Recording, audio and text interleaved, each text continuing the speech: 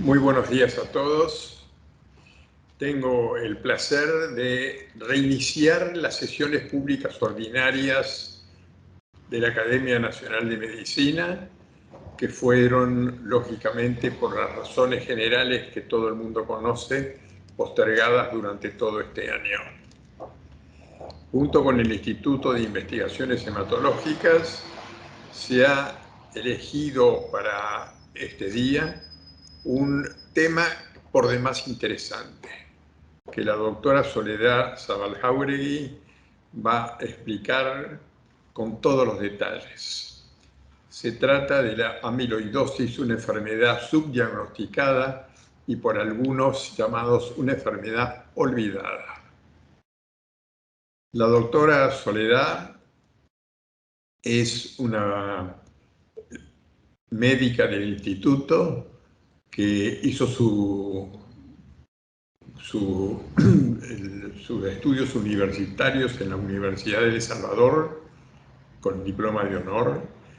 y luego se especializó en medicina interna haciendo una pasantía sumamente importante en el Hospital San Juan de Dios con la dirección del doctor Amadeo Barús, muy conocido por nosotros. Y luego se especializó en las enfermedades oncohematológicas. Para ello incluso hizo pasantías en el hospital, en Barcelona, en el Hospital Santa Cruz y San Pablo, y luego en el Hospital Valencia, en el Hospital La Fe de Valencia, especializándose en el trasplante de médula ósea. Aquí en el instituto está en el departamento de oncohematología y se destaca por muchas razones. En primer lugar,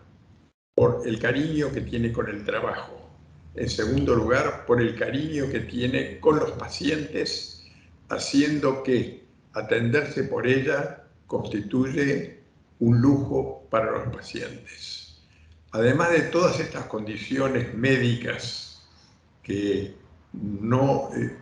voy a intensificar, porque si no, no quiero sacarle el tiempo, se trata no solamente entonces de una excelente médica y una mejor persona todavía. Doctora Soledad, la dejo en el tema amiloidosis, una enfermedad subdiagnosticada. Bueno, buenos días a todos. Muchas gracias, doctor Tesanos Pintos, por tan cálidas palabras. La verdad que es un placer estar acá y poder ser la responsable de dar inicio a las sesiones públicas de la Academia Nacional de Medicina. Bueno, bien como dijo el doctor Tesanos Pintos, esta presente charla se trata sobre la amiloidosis de cadenas livianas, que hemos subtitulado una enfermedad subdiagnosticada. Dentro del término de amiloidosis, en realidad englobamos a un gran grupo, a un conjunto heterogéneo de enfermedades que se deben todas, desde el punto de vista fisiopatológico, al mal plegamiento proteico.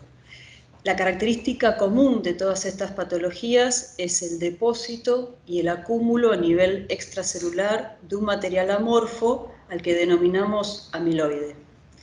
El depósito en distintos tejidos y órganos genera proteotoxicidad, daño progresivo y disfunción reversible. Esta entidad fue diagnosticada, o mejor dicho, descubierta y descrita por primera vez en 1858 por Rudolf Virchow al revisar biopsias hepáticas de distintos pacientes y detectar en común la presencia de una sustancia amorfa, que desde el punto de vista tintorial se tenía similar al almidón, y de ahí el nombre de amiloide. Pasaron 70 años hasta que se descubrió la afinidad de esta sustancia por el rojo Congo en la microscopía de luz óptica. Muy poquitos años después se describió la birrefringencia en el microscopio de luz polarizada, y finalmente en el siglo pasado Cohen y Calkins describen la estructura fibrilar y el lámina plegada beta tan característica de esta patología. Para los patólogos, el amiloide es una sustancia proteinácea constituida por fibras organizadas, insolubles, resistentes a la proteólisis. A nivel de la microscopía óptica, el patólogo la describe como una sustancia extracelular, amorfa, hialina y eosinófila en la tinción de hematoxilina y eosina. Cuando se emplea el microscopio electrónico, se observan que son fibrillas no ramificadas de una longitud y de un diámetro variable. Utilizando métodos más sofisticados para describir la estructura, como la cristalografía de rayos X, observamos que estas láminas tienen una configuración en plegamientos beta. Ahora, para poder discernir los patólogos qué tipo de sustancia amorfa y hialina es la que están observando, se valen de técnicas de inmunistoquímica, siendo las principales la tinción de rojo Congo resultando positiva, esto es, un color rosado o rojizo en el microscopio de luz óptica, y la típica birrefringencia color verde manzana en el microscopio de luz polarizada. Esto hace que esta técnica sea diagnóstica de un material amorfo y sea catalogado como amiloide. Otras tinciones que pueden utilizarse son la tioflavina T y OS. Estas son imágenes de archivo en donde podemos observar a la izquierda la primera tinción que realizan los patólogos en hematoxilina y eosina, donde se observa un depósito extracelular de un material amorfo, hialino y eosinófilo. Y posteriormente, cuando los patólogos observan esta característica, realizan la tinción de rojo Congo, observándose en el microscopio de luz óptica de color rojo o rosado, y en el microscopio de luz polarizada la típica birrefringencia color verde manzana. Ahora bien, sabemos que el patólogo nos va a informar en una biopsia que el paciente tiene un material amiloide. Lo que queda por discernir es qué tipo de amiloidosis estamos frente a este paciente, teniendo en cuenta que existen 36 tipos de proteínas descritas con capacidad amiloidogénica y 17 de ellas que pueden generar una enfermedad sistémica. Desde el punto de vista bioquímico, el amiloide está conformado por dos sustancias, una es la sustancia constante o llamada sustancia P, y la otra es la sustancia variable que le va a conferir nombre a la entidad. Es así que la nomenclatura para designar a las amiloidosis constan de un prefijo que es la letra A de amiloidosis y el sufijo es la abreviatura de la proteína que conforma el amiloide. En el caso de la amiloidosis en cadena liviana es A por amiloidosis, L de cadenas livianas. Y se clasifica el amiloide según el tipo proteico que genera el depósito, el compromiso si es sistémico o localizado y su origen si es hereditario o adquirido. En la presente diapositiva observamos un cuadro simplificado de los tipos de amiloidosis descritas, siendo las que están en color rojo los tres tipos de amiloidosis más frecuentes. La principal es la amiloidosis de cadenas livianas, o también llamada primaria por su frecuencia, siendo el precursor proteico una cadena liviana lambda o kappa monoclonal, y esta es la presentación típica característica, siendo de presentación multisistémica y los principales órganos comprometidos, como veremos más adelante, el corazón, riñón, hígado y tejidos blandos. Luego sigue en frecuencia la amiloidosis por transtirretina, que puede ser la tipo wild o no mutada, también denominada senil, que es adquirida y más frecuente en hombres, en donde el precursor proteico es una transtirretina normal, y en donde la característica es que, desde el punto de vista clínico, el 100% de los pacientes tienen compromiso cardíaco. La amiloidosis por transtirretina mutada es la variante hereditaria de este tipo de amiloidosis, y su principal compromiso clínico es el sistema nervioso periférico y autonómico, y también genera cardiopatía. Y finalmente, la amiloidosis AA, o también denominada amiloidosis de la inflamación o secundaria a enfermedades inflamatorias crónicas, en donde la principal manifestación clínica es la nefropatía. Refiriéndonos al tema que vamos a charlar durante la mañana de hoy, la amiloidosis de cadenas livianas es el tipo más frecuente y más grave de las amiloidosis, con una prevalencia baja que se calcula en reportes del exterior de 10 casos por millón por año, y muy probablemente esta baja prevalencia esté en relación con que es una patología subdiagnosticada. El componente proteico del amiloide son las cadenas livianas monoclonales, pudiendo ser tanto de isotipo kappa como isotipo lambda, siendo más frecuentes las cadenas lambda. La edad media del diagnóstico es de 65 años, se caracteriza por ser de presentación multisistémica y una rápida pérdida de la función orgánica, y esto se debe a que las cadenas livianas monoclonales amiloidogénicas poseen una elevada toxicidad en tejidos aún en bajas concentraciones. El origen de esta amiloidosis puede ser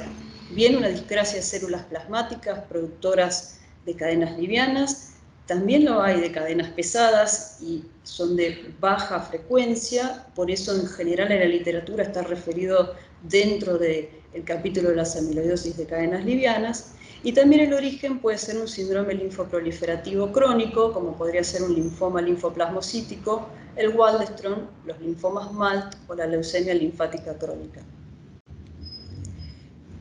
En esta diapositiva observamos una distribución de la proteína amiloidogénica monoclonal según la patología. En las barras negras vemos que en la amiloidosis de cadenas livianas predomina el isotipo de cadenas livianas lambda, y en las amiloidosis con inmunoglobulinas digamos completas, con isotipo de cadenas pesadas, la inmunoglobulina G lambda. Con respecto a cómo vamos a manejar esta patología, encontré en este artículo publicado el año pasado un dibujo que me pareció muy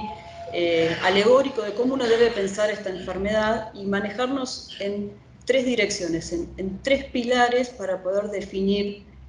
cómo manejamos esta entidad. Siendo el primer pilar el diagnóstico, el reconocimiento precoz de esta enfermedad. Y esto es un desafío debido a la gran heterogeneidad de síntomas que tiene esta patología, que en general se asemejan a otras patologías de mayor prevalencia. El tiempo medio entre el inicio de los síntomas y el diagnóstico promedia en general entre los 6 meses y el año, y el paciente en promedio, antes de obtener un diagnóstico, ha pasado por 3 o 4 especialistas distintos, consultando por los distintos síntomas que presentan estos pacientes. En general, los pacientes que tienen una presentación como síndrome nefrótico suelen ser los que primero se diagnostican, fundamentalmente porque dentro del algoritmo del estudio del síndrome nefrótico, la biopsia renal es uno de los primeros estudios que se realizan para su diagnóstico, y por eso quizás llegan antes a la consulta. Pero lo que nos interesa es pensar que el diagnóstico temprano limita el daño tisular y el daño orgánico, porque se asocia a una menor carga de enfermedad y por lo tanto una mejor reserva funcional y por ende mejor tolerancia a los tratamientos. Por eso el primer desafío es poder reconocer en forma precoz, pensar en esta enfermedad para su diagnóstico. Como dije con anterioridad, esta es una enfermedad que tiene una manifestación clínica multisistémica, múltiples órganos y tejidos están comprometidos. La manifestación cardíaca es una de las más frecuentes y es además el marcador de pronóstico vital, y se caracteriza por ser una insuficiencia cardíaca diastólica con cavidades no aumentadas de tamaño y una fracción de eyección ventricular izquierda conservada, en un paciente que no tiene ningún otro factor de riesgo o antecedente para una insuficiencia cardíaca. Además, los pacientes se pueden presentar con síncopes, arritmias variadas o en los estadios terminales con caquexia cardíaca. Sigue en orden de frecuencia el compromiso renal, siendo el síndrome nefrótico la característica de esta patología, con o sin insuficiencia renal, y luego sigue el compromiso hepático y del tubo digestivo, sistema nervioso periférico y autonómico con hipotensión ortostática y alteraciones bastante difíciles de discernir como amiloidosis, como puede ser una alteración de la movilidad gastrointestinal que podría confundirse con la gastroparesia de un paciente diabético y demás. El compromiso de los tejidos blandos es quizás la manifestación clínica más características de esta patología, como la macroglosia, con la indentación, la marca de los dientes, el aspecto pseudoatlético de los pacientes, el túnel carpiano, la púrpura periorbitaria. Sin embargo, no es de las presentaciones más frecuentes y cuando la detectamos, en general estamos ante un paciente con una enfermedad ya avanzada. Y por último, también estos pacientes presentan diátesis hemorrágicas, fundamentalmente debido a la déficit del factor 10 por absorción del amiloide, al von Willebrand adquirido, y además por alteración de la síntesis de factores dependientes de la vitamina K. En este dibujo, en realidad lo que quiero mostrarles es la gran amplitud de manifestaciones clínicas que hay en esta entidad, generando un verdadero desafío clínico. Son manifestaciones diversas, inespecíficas y que imitan a condiciones de mayor prevalencia. Esto sin duda conlleva el diagnóstico tardío de esta entidad en el momento en el cual se diagnostica existe una disfunción orgánica probablemente irreversible, lo que comporta un pronóstico vital adverso. Es por eso que creo que lo más importante de la amiloidosis es pensar en la amiloidosis, es sospecharla. Y para eso hay una serie de banderas rojas que desde el punto de vista clínico nos tienen que hacer pensar en esta entidad, como por ejemplo un síndrome nefrótico en un paciente no diabético, o una miocardiopatía hipertrófica en pacientes que no son hipertensos o que no tienen otra causa explicada de insuficiencia cardíaca, con las características que describimos de la insuficiencia cardíaca, de ser una insuficiencia diastólica con una fracción de eyección ventricular conservada. Otra bandera roja es la hepatomegalia y el aumento de la fosfatasa alcalina con ecografía y hepatograma normal. Un síndrome de túnel carpiano bilateral, aunque hay que tener en cuenta que esto es una manifestación tardíaca. Y sin duda, las gamapatías monoclonales de significado indeterminado, que tienen además neuropatía autonómica o sensitiva, pérdida de peso inexplicada, edemas en miembros inferiores, albuminuria y biomarcadores cardíacos elevados. ¿Cómo hacemos el diagnóstico de esta entidad? El primer paso es sospecharla, con clínica sugestiva. Después requerimos de una confirmación tisular de una muestra que diga que el paciente tiene un depósito amiloide, es decir, un depósito amorfo rojo Congo positivo. Las opciones para confirmar esto es el aspirado de grasa abdominal, que como verán tiene una sensibilidad variable para la amiloidosis de cadenas livianas y una sensibilidad baja para la amiloidosis por transtirretina, y esto tiene que ver con el operador que haga la toma de la muestra y fundamentalmente con que los depósitos de amiloides son heterogéneos en las muestras, dispersos y en general se depositan en las porciones más profundas del tejido celular subcutáneo. Es por eso que la biopsia en cuña quirúrgica de la grasa abdominal aumenta la sensibilidad de detección del amiloide. En pacientes con gamapatía monoclonal de significado indeterminado, la biopsia de médula ósea nos puede ayudar a hacer el diagnóstico y es mandatoria hacerla, como veremos más adelante. Y la biopsia de glándula salival es un procedimiento que tiene una elevada sensibilidad, además de poder contar con la mucosa rectal. Finalmente, si ninguno de todos estos biopsias de tejidos donde sabemos que podemos buscar el amiloide, no encontramos evidencia de un depósito tisular, nos queda la biopsia del órgano comprometido, que dependerá cuál sea de mayor o facilidad o menor facilidad para la realización. Una vez que tenemos un tejido con un material amorfo rojo Congo positivo, es decir, que es amiloide, debemos tipificar el amiloide, determinar el precursor proteico, y esto es crucial para poder definir el tratamiento del paciente.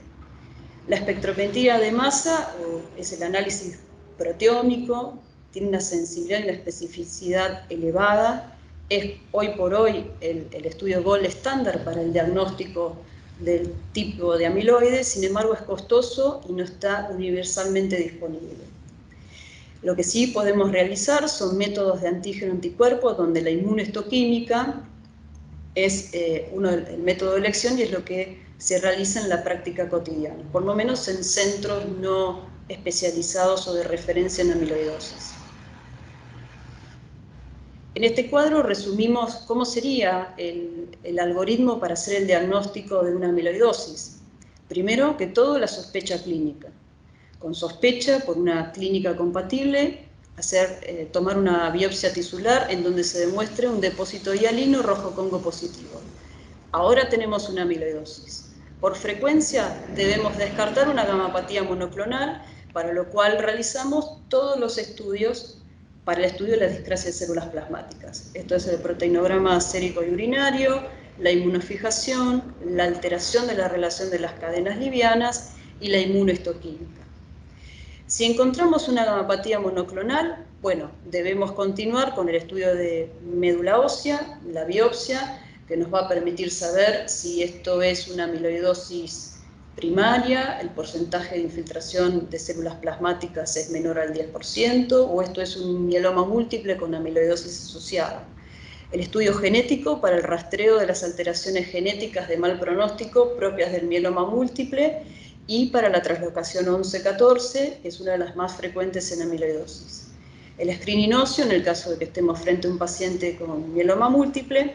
y después estudios de extensión tisular, que veremos en la próxima diapositiva, entre las cuales los biomarcadores como el ProBNP y las troponinas nos permiten detectar el principal órgano comprometido, que es el corazón. Y con esto definiremos un pronóstico. Si el paciente carece de una gamapatía monoclonal, lo próximo a descartar es una amiloidosis por transtirretina, en las cuales la biopsia del órgano comprometido y algunos estudios de imágenes para detectar compromiso cardíaco nos van a permitir hacer el diagnóstico. Con respecto a las amiloidosis de cadenas livianas, recordar que no hay amiloidosis de cadenas livianas con una inmunofijación sérica negativa y con relación de cadenas livianas normales, y esto permite derribar dos mitos, que es, por un lado, para las amiloidosis hereditarias no existe, uno no puede descartar o excluir la posibilidad de una amiloidosis hereditaria si no hay antecedente familiar, porque esto puede no haberse estudiado o haberse pensado que la patología de ese familiar era alguna otra, y bien que la presencia de una gamapatía monoclonal en un paciente con amiloidosis sistémica no prueba que tenga un diagnóstico de AL, y esto es porque puede coexistir una amiloidosis por transtirretina, por ejemplo del tipo senil, con un paciente con una gamapatía monoclonal de significado indeterminado. Una vez que tenemos el diagnóstico de amiloidosis, encontramos una gamapatía monoclonal, pensamos esto como una amiloidosis de cadenas livianas, debemos definir qué extensión de órganos están comprometidos. El fundamental es el corazón porque es el marcador pronóstico y, como mencioné anteriormente, debemos solicitar marcadores de compromiso cardíaco como el NT-proBNP, el BNP y las troponinas, que son indicadores sensibles y tempranos de daño miocárdico y que además tienen una importante utilidad para evaluar respuesta a los tratamientos y como screening para diagnóstico precoz. El electrocardiograma tiene en el 50% de los pacientes ondas hipovoltadas y después pueden presentar cambios inespecíficos como fibrilación auricular o un patrón de pseudoinfarto con mala progresión de ondas R en las derivaciones precordiales. El ecocardiograma, lo característico es detectar una hipertrofia ventricular izquierda o engrosamiento del septo interventricular, o cuando hacemos un ecocardiograma con strain, observar una alteración de la movilidad global en las tres dimensiones de los ejes cardíacos. Y la imagen granular miocárdica o pseudogranular se puede ver en alguno de los pacientes. Sin duda, todos estos hallazgos hablan ya de patología de depósito importante en el corazón y son de diagnóstico tardío, no permite hacer un diagnóstico precoz de la enfermedad. La resonancia cardíaca con gadolinio es un estudio con una alta sensibilidad y especificidad para valorar el compromiso, y la característica es el refuerzo endomiocárdico tardío post administración de gadolinio. Y el centellograma con tecnesio 99 pirofosfato permite diferenciar la amiloidosis de cadenas livianas de una amiloidosis por transtirretino. En el caso de que el centellograma sea positivo y el paciente no tiene una gamapatía monoclonal porque tiene inmunofijación sérica y urinaria negativa y relación de cadenas livianas normales, este estudio descarta la amiloidosis AL y hace un diagnóstico de amiloidosis por transtirretina con una elevada sensibilidad y una especificidad del 86%. En el caso que el paciente sí sea portador de una gamapatía monoclonal, la presencia de un centellograma con pirofosfato positivo no descarta que sea una L y no diagnostica que sea una amiloidosis por transtirretina, y en este caso el paciente para el diagnóstico y adecuada caracterización requerirá una biopsia. Respecto a la valoración de los otros órganos que pueden comprometerse, el riñón lo valoramos con la proteinuria en orina de 24 horas y el clearance de creatinina, el hígado con ecografía o algún otro método de imagen como una tomografía y un fibroscan para valorar la rigidez hepática. Y con respecto al compromiso del sistema nervioso periférico y autonómico, el electromiograma y el TIL test son herramientas de utilidad, aunque no específicas. Todo esto vamos a definir qué pronóstico tiene nuestro paciente. Y los factores pronósticos los podemos dividir en tres grandes grupos, en aquellos que dependen del clon de la célula plasmática, como por ejemplo el porcentaje de infiltración de la médula ósea, un porcentaje mayor al 10% habla de un peor pronóstico, de la diferencia entre las cadenas livianas comprometidas y no comprometidas mayor a 180, de las alteraciones citogenéticas, por supuesto la lesión del cromosoma 17p siempre comporta un mal pronóstico y una menor sobrevida, las trisomías también, las alteraciones como la lesión del cromosoma 1q habla de una peor respuesta al tratamiento con melphalan, y la translocación 11-14, que es una de las más frecuentes en amiloidosis, comporta una peor respuesta a los tratamientos estándar con bortezomib e inhibidores de proteasoma. Con respecto a los factores pronósticos que dependen del órgano comprometido, va a depender de la cantidad de órganos que el paciente tenga comprometidos por amiloidosis, el estadio renal, el estadio cardíaco, la presencia de compromiso cardíaco por resonancia y un Holter que tenga alteraciones, sobre todo taquicardia ventricular o algún otro tipo de arritmia ventricular. Y los dependientes del individuo son por la edad, la tensión arterial sistólica, su performance status, su fragilidad, sus comorbilidades y la polifarmacia que el paciente esté, con la que esté en tratamiento. De esta forma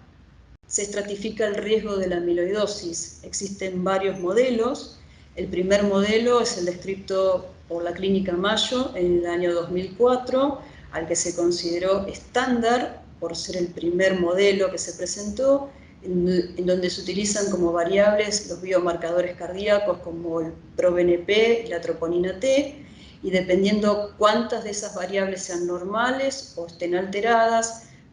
se habla de la sobrevida, siendo una sobrevida larga en aquellos que tienen los dos marcadores normales o una sobrevida entre 4 y 6 meses cuando están los dos marcadores alterados. En el 2013, el Consenso Europeo de Amiloidosis describió un score en donde al estadio 3 de la Clínica Mayo le agrega los valores de tensión arterial y define un poco más puntualmente los valores de ProBNP, y lo mismo, dependiendo de cuántos de estos factores estén alterados o no, es el pronóstico del paciente. En el año 2014, la Clínica Mayo modifica su score pronóstico estándar original, agregando a los valores de ProBNP y troponina la diferencia de las cadenas livianas, esto es la comprometida, la amiloidogénica, menos la no comprometida, en un valor mayor a 180. Y define así distintos puntos de corte. Y también la Clínica Mayo define en el 2012 un score pronóstico renal, en donde se basan en el clearance en el filtrado glomerular y en la proteinuria, para definir el riesgo que tienen los pacientes de requerir diálisis a los 2 años. Definiendo el riesgo, ya teniendo el diagnóstico de amiloidosis y catalogando el paciente en qué riesgo está, El próximo pilar que nos debemos plantear es cómo lo tratamos. Y para eso tenemos dos objetivos. Uno es erradicar el clon plasmático amiloidogénico para limitar el depósito, es decir, bloquear la síntesis de cadenas para que no se sigan depositando. Y este objetivo se fundamenta en las quimioterapias similares a las del mieloma múltiple. Y el segundo objetivo sería disminuir el amiloide que está depositando en los órganos para poder reducir el daño y mejorar la función orgánica. Con respecto al primer objetivo, que es erradicar el clon de células plasmáticas, es uno de los pilares fundamentales y debe ser de inicio lo más rápido que se pueda. Sin duda la indicación terapéutica en amiloidosis es un desafío porque es una enfermedad muy heterogénea, infrecuente, en donde hay una escasez de estudios clínicos propiamente diseñados para el tratamiento de la amiloidosis y en donde fundamentalmente el daño de órgano limita los tratamientos agresivos en dosis plenas. Las terapias, el tratamiento actual se basa en los resultados obtenidos en el tratamiento del mieloma múltiple y en la recomendación de grupos de expertos. El objetivo a obtener en estos pacientes es, como mínimo, una muy buena respuesta parcial hematológica y, de ser posible, una respuesta completa. Y desde el punto de vista orgánico, obtener una mejoría en la función orgánica que se describe a lo más cercano a lo normal para el órgano que esté alterado. Desde el punto de vista terapéutico, la recomendación de expertos es evaluar a los 2 ciclos de tratamiento y si el paciente luego de 2 ciclos obtiene menos que una respuesta parcial o después de 4 ciclos no obtiene una muy buena respuesta parcial, habría que plantearse un cambio de estrategia terapéutica. ¿Y cómo se evalúa la respuesta? La respuesta a nivel hematológico completa es la que definimos como una inmunofijación sérica y urinaria negativa y una relación de cadenas livianas normales normal. Y la muy buena respuesta parcial se define como una diferencia entre las cadenas comprometida y no comprometida menor a 40 miligramos por decilitro. Con respecto a la respuesta de órgano, cada órgano tiene sus criterios de respuesta. La respuesta cardíaca tiene que ver con el descenso de los biomarcadores como el NT-proBNP en más de un 30%, la renal, la disminución de un 30% de la proteinuria o un descenso de la misma en menos de 0,5 gramos en 24 horas. Y la respuesta a nivel hepático se define como una disminución del 50% del valor de la fosfatasa alcalina o una disminución en el tamaño hepático de 2 centímetros. En base a los nuevos tratamientos que se están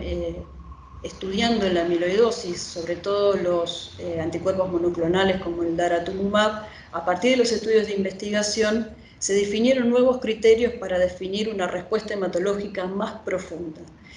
Y a los criterios que mencioné recién de respuesta hematológica con la inmunofijación sérica y urinaria negativa, se agrega lo que consideran como modificación de la respuesta completa, agregando la cadena liviana comprometida que esté por debajo del valor que se considera máximo normal, o vamos a llamar también una respuesta hematológica estricta, cuando la diferencia entre las cadenas pesadas sea menor a 10 miligramos por decilitro, y una respuesta absoluta cuando la cadena liviana comprometida esté por debajo de los 20 miligramos por decilitro. No obstante, la respuesta modificada completa, la estricta y la absoluta están pendientes de ser validadas por consensos internacionales, pero como vamos a ver en la próxima diapositiva, el valor de la respuesta obtenida, la profundidad de la respuesta obtenida tiene implicancia en la sobrevida global y en la sobrevida libre de progresión. Es por eso que la profundidad de la respuesta hematológica se asocia con mejores resultados en términos de sobrevida global y sobrevida libre de progresión, como podemos observar en estos puntos de corte de la cadena comprometida menor a 20 miligramos, una mejor evolución, y menor a 10, una mejor respuesta cardíaca. La velocidad, o sea, el tiempo con el que uno obtiene la respuesta hematológica se asocia a mayor supervivencia, respuestas rápidas a los 3 meses de inicio de tratamiento se asocian con mayor sobrevida y menor daño de órgano. También se está estudiando el valor de la enfermedad mínima residual en médula ósea al final del tratamiento, asociada a una enfermedad mínima residual negativa a mejor evolución, y la respuesta de órgano se asocia también con una mayor sobrevida, y eso está en relación con la profundidad de la respuesta hematológica, y es por eso que es muy probable que en los próximos tiempos se modifiquen los criterios de respuesta. No quiero dejar de mencionar que la respuesta de órgano siempre es posterior a la respuesta hematológica, y uno no debe basarse en la respuesta pura y exclusivamente de órgano como para decir que el paciente no está respondiendo. En líneas generales y a partir de los estudios de investigación se ve que el corazón empieza a tener una respuesta aproximadamente al 9º mes de inicio del tratamiento, obteniendo la mejor respuesta a los 2 años de tratamiento, y lo mismo pasa para el hígado y para el riñón. Es decir, que la recuperación orgánica es un proceso lento que requiere de monitoreo regular y de cuidados de soporte a largo plazo, aun cuando el paciente esté en respuesta hematológica completa y considerado en remisión. ¿Cómo elegimos el tratamiento? Para elegir el tratamiento debemos considerar la reserva funcional orgánica y la fragilidad en cada paciente, y es recomendable realizar scores de fragilidad, la edad, número y tipo de órganos comprometidos, teniendo en cuenta que el corazón es el principal factor marcador pronóstico, y las comorbilidades que trae el paciente consigo, el citogenético, sin duda la de lesión del cromosoma 17, y por otro lado la translocación 11-14 de alta prevalencia en esta patología por su menor respuesta al bortezomib. Tener en cuenta que vamos a requerir seguramente ajuste de dosis por no tolerancia a dosis plena de los fármacos que vamos a elegir, y lo primero que debemos preguntarnos es si este paciente es candidato o no a trasplante de médula ósea, y para ello utilizamos los criterios clásicos de elección para el trasplante, que son los que están en este recuadro amarillo. A continuación puse unas diapositivas sobre los esquemas de tratamiento que realiza la Clínica Mayo. Esto es a partir de unas guías que se publicaron en octubre del año pasado y que se pueden encontrar en esta dirección, y en donde las puse porque a nivel internacional muchos autores se refieren al tratamiento según las guías de la Clínica Mayo. Para los pacientes que consideran elegibles al trasplante, en la Clínica Mayo en este momento están utilizando una combinación de daratumumab con Cyborg, esquemas con bortezomib, y en el caso de no poder contar con el daratumumab, utilizan Cyborg por 2 a 4 ciclos, realizan una colecta de células progenitoras hematopoyéticas, y en el caso de que evalúen después del 4º ciclo que el paciente se encuentra en remisión completa y no posea una carga de enfermedad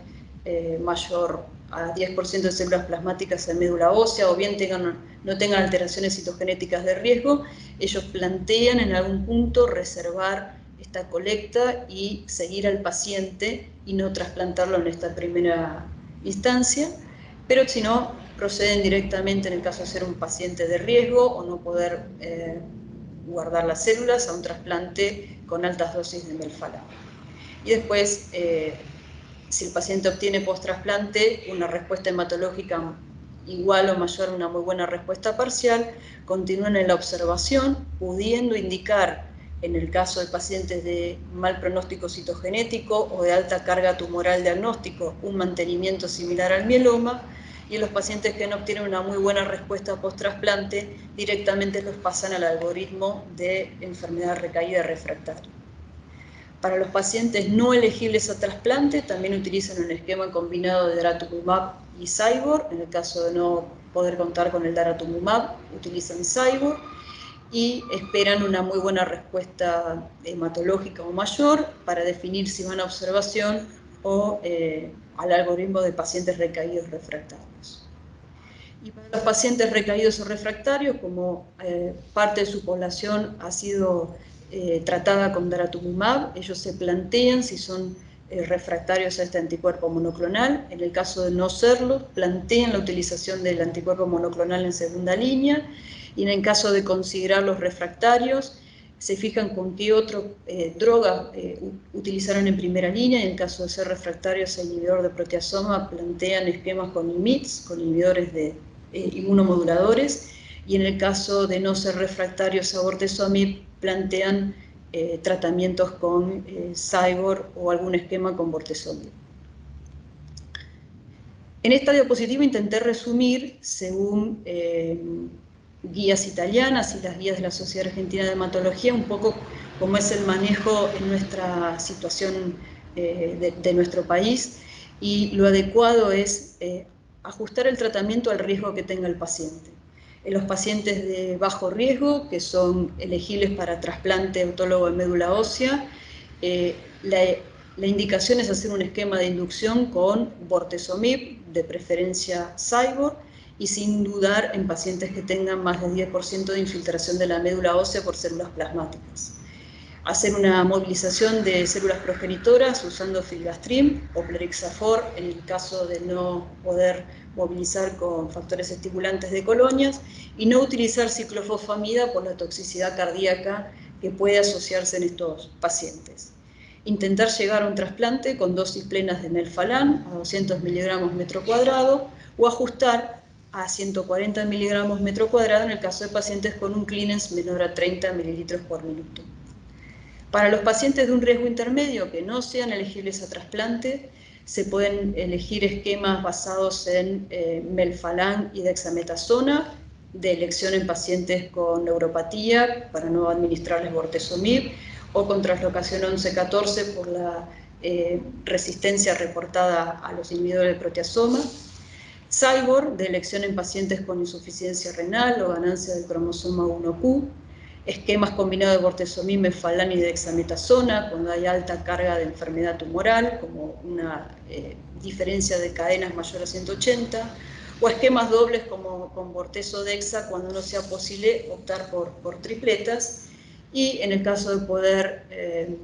utilizar daratumumab también estaría indicado en este contexto. Y para los pacientes de alto riesgo, esquemas con bajas dosis de bortezomib podrían ser de elección. Para los pacientes considerados recaídos refractarios, una opción de tratamiento es repetir el esquema de primera línea si la recaída ocurrió a los 2 años o más, ofrecer trasplante si no se trasplantó en la primera línea o si recayó alejado del primer trasplante. Si consideramos que el paciente es sensible a bortezomib, utilizar esquemas con bortezomib o algún otro inhibidor de proteasoma, salvo carfilzomib, que por su conocida efecto adverso cardiovascular no sería recomendable en esta población.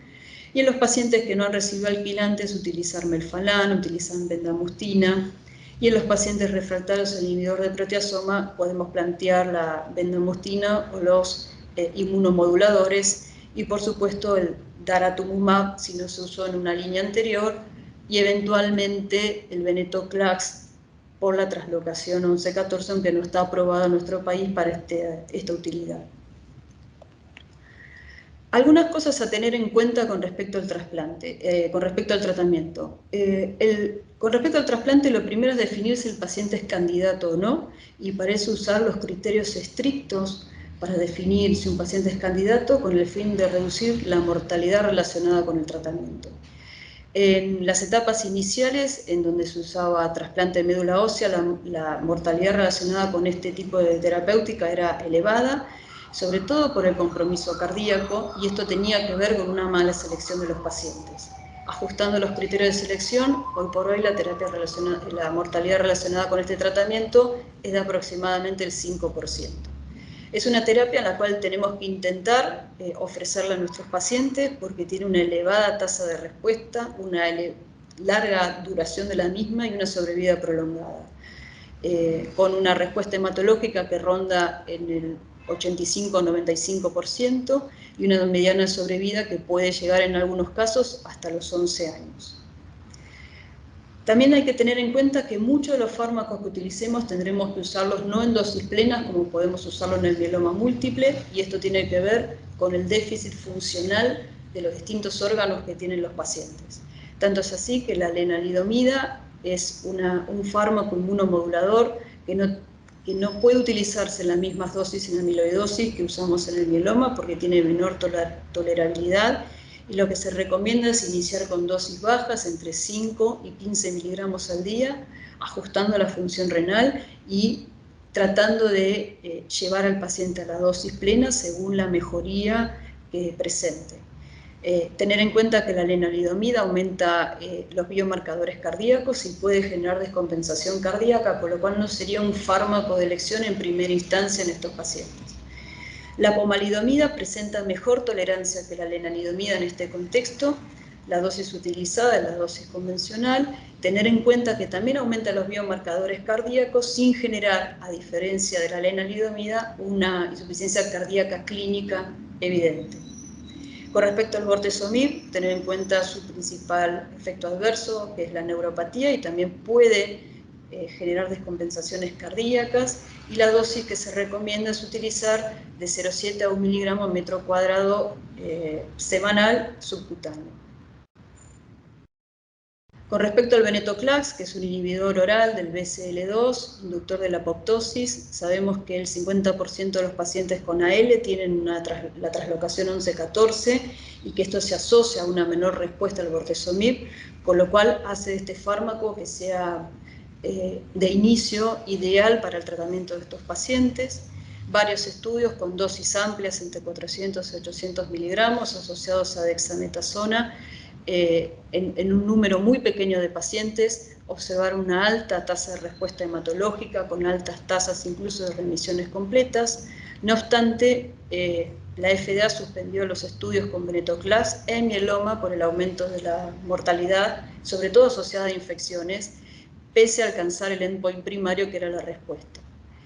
Por lo tanto, hoy por hoy es un fármaco no aprobado en la amiloidosis y en el mieloma múltiple, aunque actualmente está en reclutamiento un estudio que compara venetoclax-dexa versus poma-dexa, que es el Casanova, está en fase 3 para el mieloma múltiple recaído refractario, y se espera de ahí poder extrapolar algún dato para amiloidosis. Y finalmente la bendamustina tiene un papel importante en la amiloidosis, sobre todo en las amiloidosis por IgM, en el contexto de una macroglobulinemia de Waldenström y combinado con rituximab, y en las amiloidosis AN de cadenas livianas recaídas y refractarias a múltiples líneas de tratamiento. Algunos conceptos con respecto a los anticuerpos monoclonales. El daratumumab, todos sabemos que es un anticuerpo monoclonal anti-CD38. En amiloidosis se utiliza el mismo esquema de administración al que se utiliza en el mieloma múltiple. Se ha observado respuestas rápidas y profundas en amiloidosis recaídas y refractarias, tanto en respuestas hematológicas como respuestas de órgano. Y se ha observado una buena tolerancia con un bajo índice de reacciones asociadas a la infusión, por lo tanto, en Estados Unidos es hoy por hoy el nuevo estándar del tratamiento asociado al Cybor en amiloidosis de cadenas livianas para pacientes no candidatos a trasplante. Cuando se evalúa en primera línea es el estudio Andrómeda, que es un estudio en fase 3, compara daratumumab con Cybor versus el estándar de tratamiento que es Cybor-D. La primera descripción de resultados se hizo a partir de 388 pacientes, ahora ya llega el número a 416, en donde teníamos una buena distribución entre las dos ramas y sobre todo en la rama del daratumumab había un alto porcentaje de pacientes con compromiso cardíaco y compromiso renal. El seguimiento es relativamente corto, son 11 meses y medio, y las tasas de respuesta hematológica de la rama con daratumumab versus la rama solo con Cybor son bastante elocuentes, lo mismo que las respuestas de órgano medidas a los 6 meses, sobre todo respuestas de órgano tan vitales como el corazón, con una respuesta del 42%, y la mitad de los pacientes con enfermedad renal también respondieron. Los principales efectos adversos, grado 3-4, fueron linfopenia, neumonía, insuficiencia cardíaca, diarrea, y también en este estudio se demostró la utilidad del daratumumab subcutáneo. El estudio Andrómeda concluye que el agregado de daratumumab le ofrece una superioridad en la respuesta hematológica en cuanto a su profundidad y velocidad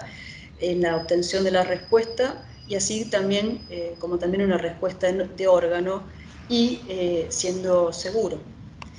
Y este es un gráfico en donde observamos las tasas de respuesta en la rama que utilizó daratumumab, en donde más del 82% de los pacientes obtuvieron por lo menos una muy buena respuesta parcial y un 36% de los pacientes obtuvieron una remisión completa. Y en estas barras azules lo que vemos es la tasa de respuesta de órgano en los pacientes que fueron sometidos al daratumumab. El 50% de los pacientes con compromiso cardíaco respondió, el 83% de respuesta renal e incluso un 50% en respuesta hepática. Y este gráfico de barras azules muestra la velocidad con que disminuyen las cadenas amiloidogénicas en sangre, obteniendo respuestas hematológicas profundas. Cuando hablamos de los pilares de tratamiento, mencioné que por un lado debíamos disminuir la carga de enfermedad y limitar la fabricación de las cadenas livianas amiloidogénicas, pero por otro lado debíamos implementar terapias antifibra amiloide para poder aumentar la depuración de las fibras que están depositadas en los tejidos con el objetivo de poder limitar el daño y revertir la función orgánica. Al respecto, hay varias drogas, tres grupos de drogas son anticuerpos monoclonales. Uno de ellos es el CAEL-101, que es un anticuerpo monoclonal IgG1-kappa, cuyo objetivo es las fibras amiloides. En un estudio en fase inicial demostró un 61% de respuestas orgánicas, y actualmente hay un estudio en fase 3 en donde compara el Cyborg, que es estándar de tratamiento, con la comparación de Cyborg con el CAEL-101. El otro anticuerpo monoclonal es el birtamimab, que es el ex-NEOT-001, donde también como target son las fibras de amiloide. Actualmente se está reclutando para el estudio fase 3, que es el AFIRM-AL, en donde compara el agregado de este anticuerpo monoclonal con Cyborg versus placebo-Cyborg. Y finalmente, el tercer grupo de anticuerpos monoclonales son el miradazat y el desamizumab, que son anticuerpos monoclonales anti la proteína sérica amiloide, ya no cadenas livianas, sino afectan al otro componente de la amiloidosis, que es la porción constante, y esta proteína sérica amiloide, cuando está presente, brinda la protección contra la proteólisis, haciendo que el amiloides no pueda ser degradado, y lo que hace este anticuerpo monoclonal es justamente aumentar el clearance de esta proteína, favoreciendo la degradación del amiloide, y también, bueno, se encuentra en fase 2 en un estudio que está reclutando. Por último, quiero mencionar la doxiciclina, que es un antibiótico anticiclínico disponible en las farmacias, que tiene como target de acción las fibras de amiloide, y lo que hace es interferir con la formación de las fibras de amiloide al inhibir en la matriz tisular a las metaloproteinasas y endopeptidasas, reduciendo la proteotoxicidad. Hoy por hoy, los expertos en amiloidosis recomiendan a las terapias de primera línea, como por ejemplo el Cyborg, agregar doxiciclina en dosis de 100 miligramos cada 12 horas, por lo menos durante el primer año de tratamiento. No obstante, existen estudios que están comparando la administración de quimioterapia con doxiciclina y están actualmente en desarrollo. Finalmente, el tercer pilar que uno debe pensar o proponerse en esta patología es el tratamiento de sostén. Y el tratamiento de sostén es complejo y requiere de un manejo multidisciplinario. Es decir, tenemos que estar involucrados clínicos, hematólogos, cardiólogos, nefrólogos, nutricionistas y demás. Y sin duda es necesario incluir equipos de cuidados paliativos para el manejo sintomático de estos pacientes y el manejo integral, que incluye la esfera espiritual y psicosocial, tanto del paciente como de la familia. Y además nos permite el trabajo conjunto con equipos de paliativos, planificar objetivos terapéuticos y en muchos casos toma de decisiones anticipadas.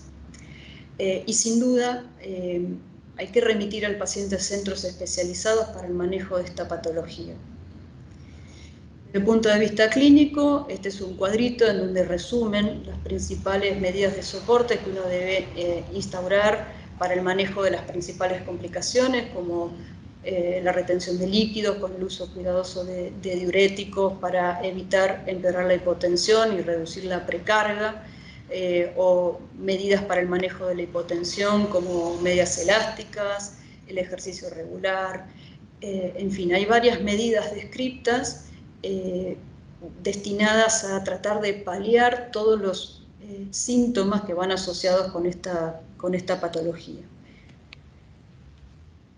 Respecto a los órganos dañados, quería hacer una mención al trasplante de órgano. Con respecto al corazón, su indicación hoy por hoy se ha reducido debido a los resultados desfavorables en el contexto de las amiloidosis avanzadas y por las terapias. Y hoy por hoy la única indicación que queda para el trasplante cardíaco son pacientes jóvenes con un daño severo, con mínimo o nulo compromiso extracardíaco por amiloidosis de cadenas livianas y que obtuvieron una respuesta hematológica completa. Con respecto al compromiso renal, la indicación de trasplante renal es para pacientes con enfermedad renal terminal por amiloidosis que obtuvieron como mínimo una respuesta hematológica, una muy buena respuesta parcial o una respuesta completa. Y el trasplante hepático tiene muy malos resultados en términos de sobrevida en la amiloidosis de cadenas livianas, por lo cual no está recomendado, a diferencia de lo que sucede con otras amiloidosis, como la amiloidosis por transtirretina, en donde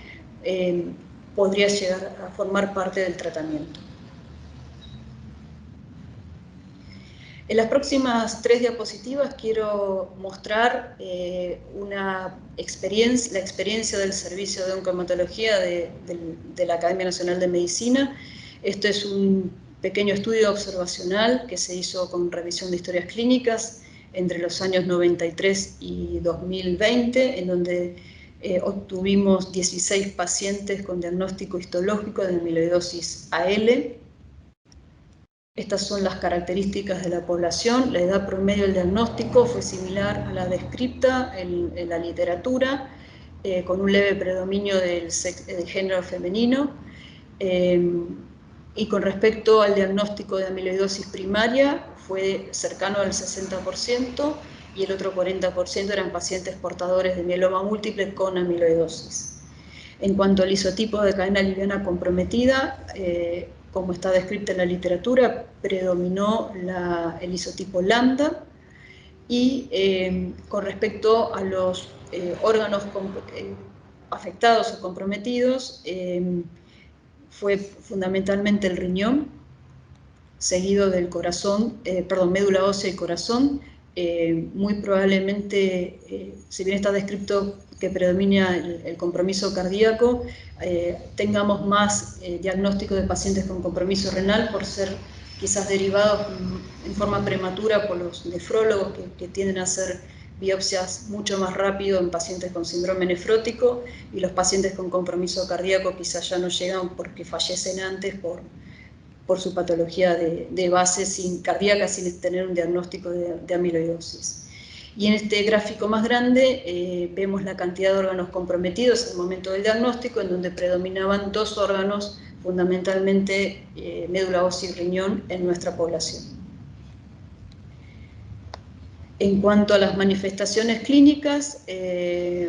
predominaba el edema periférico en el contexto del síndrome nefrótico, y después las manifestaciones típicas de compromiso de partes blandas, como la macroglosia, túnel carpiano, púrpura y síntomas constitucionales, en un porcentaje similar a lo que está descrito en la literatura. En cuanto a los tratamientos, vemos un predominio de la indicación de Cybor en un poco más del 50% de nuestra población, y son de los pacientes diagnosticados en los últimos 5 o 6 años. Los pacientes con diagnósticos de tiempos de años anteriores, los esquemas de tratamiento casi todos se basaban en esquemas con melphalan, y algunos de ellos con talidomida dexametasona, sobre todo en pacientes que tenían mieloma múltiple. Y en cuanto a la respuesta, el 50% de nuestros pacientes obtuvieron remisiones completas, que son los que coinciden con los que hicieron tratamiento con Cybor, y también son pacientes que llegaron al diagnóstico en forma un poco más precoz que los pacientes que eran de los años anteriores. Y en esta diapositiva es una propuesta para el diagnóstico precoz, con el objetivo de diagnosticar la amiloidosis de cadenas livianas en una etapa presintomática y así mejorar el pronóstico al limitar el daño orgánico. Y se propone que en los pacientes con gammopatía monoclonal de significado indeterminado y en el mieloma múltiple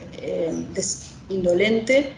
con alteración de las cadenas livianas, monitorizar en las consultas biomarcadores cardíacos, albuminuria y en el hepatograma el aumento de la FAL. El objetivo de esto es poder detectar al paciente con estos marcadores antes de que tengan un marcado daño de órgano. A modo de conclusión, podemos decir que la amiloidosis de cadenas livianas es el tipo de amiloidosis sistémica más frecuente, de mayor severidad. La proteína anómala es una cadena liviana de inmunoglobulinas, producida por un clon plasmático en médula ósea. Cualquier órgano puede ser target, puede estar comprometido por esta patología, siendo los más frecuentes el corazón, que es el principal marcador pronóstico, riñones, tubo digestivo e hígado. Para el diagnóstico, el pilar fundamental es la sospecha clínica, dado que sus manifestaciones son inespecíficas y están compartidas por enfermedades de mayor prevalencia. La confirmación del amiloide se realiza en una biopsia tisular, la cual debe ser rojo Congo positiva, seguido de la caracterización de una gammopatía monoclonal subyacente. Aún así, los resultados son pobres. Los resultados en cuanto a la evolución de esta enfermedad son malos debido al retraso diagnóstico, y de ahí que debemos enfatizar en el diagnóstico precoz a partir de la sospecha clínica para evitar el daño irreversible, el deterioro de la calidad de vida y el fallecimiento del paciente. Es una patología huérfana de un tratamiento específico. Se basa hoy por hoy en la erradicación del clon de células plasmáticas empleando esquemas extrapolados del mieloma múltiple.